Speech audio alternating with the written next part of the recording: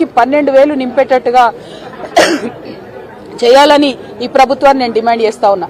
ఇక మనం చూసినాం నిన్న రేవంత్ రెడ్డి గారు మహబూబ్ నగర్ లో మీటింగ్ పెట్టిండు, ఆడ అడగోలు మాటలు మాట్లాడిండు.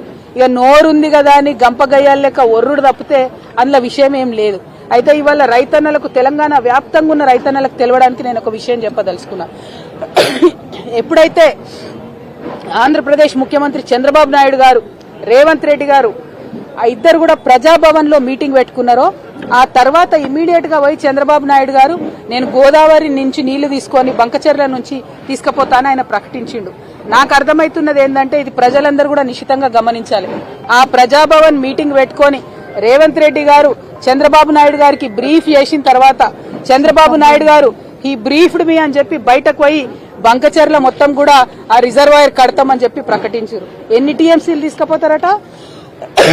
గోదావరి నదికెళ్ళి 199 అంటే దాదాపు 200 టీఎంసీలు గోదావరి నదికెళ్ళి తీసుకుపోయి అది కృష్ణా బేసిన్ కి ఇస్తారట, పెన్నా బేసిన్ కి ఇస్తారట.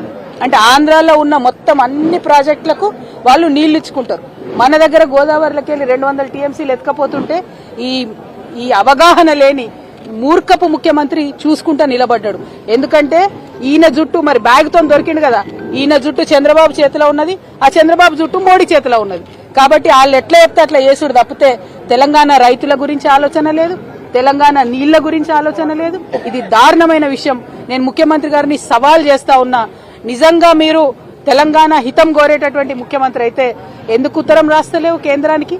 రాయొచ్చు కదా మోడీ గారికి, మేము ఒప్పుకోం ఈ ప్రాజెక్టు చంద్రబాబు ప్రతిపాదనని, కోర్టులో కేసేయొచ్చు కదా, ఎందుకు వేస్తలేవు? కేసీఆర్ గారు ఆనాడు రాయలసీమ ప్రాజెక్టు కడితే స్వయంగా తనే పోయి ప్రధానమంత్రికి కంప్లైంట్ చేశారు.